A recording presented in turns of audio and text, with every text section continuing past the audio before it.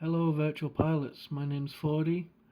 Few of you have been watching my Stream Deck progression on the integration of this unit within Microsoft Flight Simulator.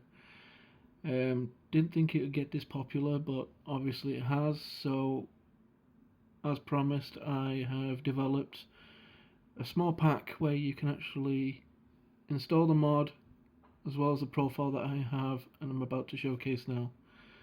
So if you want it, please feel free to ask me in direct message and I will send you the zip file with instructions on how to install it. Basically 2 folders, double click them, run, done. That's basically it. You can use this within 5 minutes. Now this is going to be a basic profile. What I mean by that is, for example, like APU, planes have different ways of starting that up. Like the 7.8 and the Longitude have a on, off and start, whereas the A320 for example has the master switch, then the start, and then you get where I'm going. So I've not integrated that into this profile.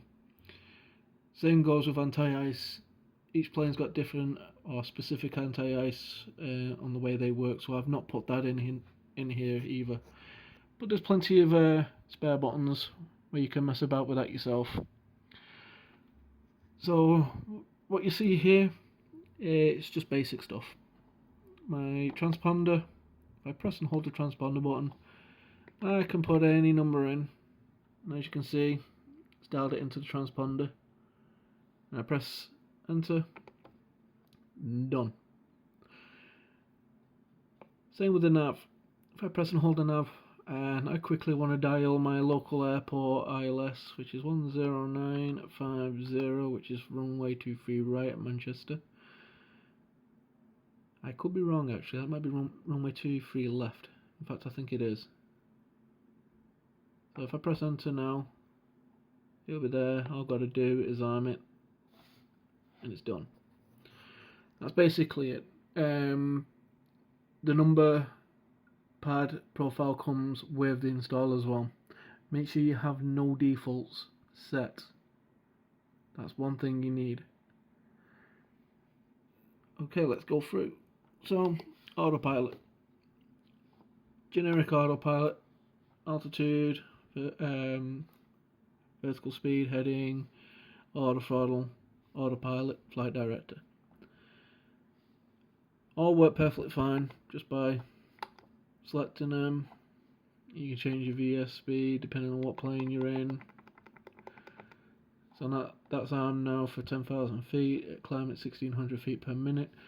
Heading, if I press and hold that it normally syncs, but I've already set a heading, so let's just spam that. So if I press and hold the heading now, it'll sync. If you tap it once, it goes up in increments of 1.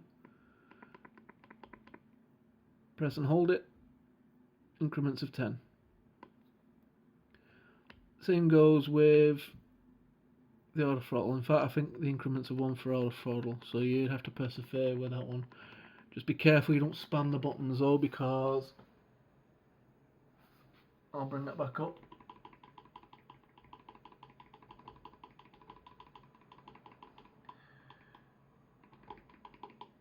Never mind. If you spam the buttons too much, a plugin message will come up on the screen. Don't worry about it, just ease off on spamming the buttons and it'll reinitialize.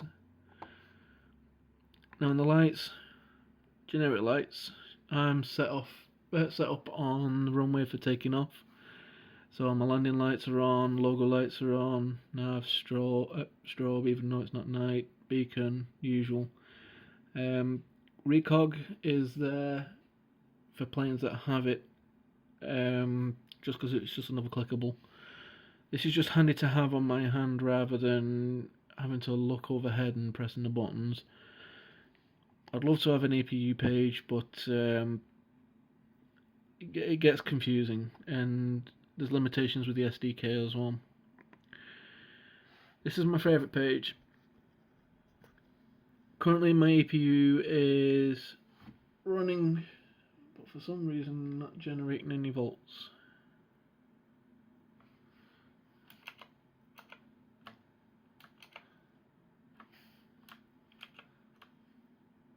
There we go.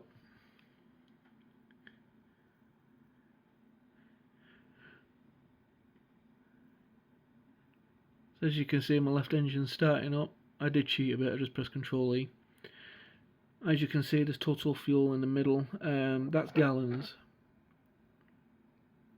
And then you got your fuel burn, which has just come alive.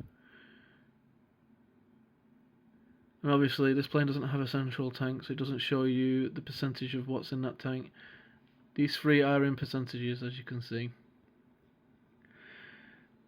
Now I would normally have EGT set up on these two dials, but limitations with the SDK and the figures weren't showing correctly, so that is N2. I wanted the N1, but the same reason, the numbers weren't showing correctly. So what I've done instead is put throttle lever position. It's basically the same thing.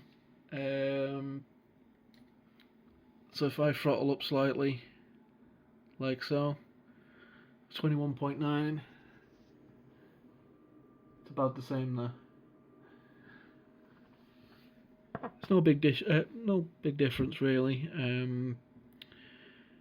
I can also arm the spoilers.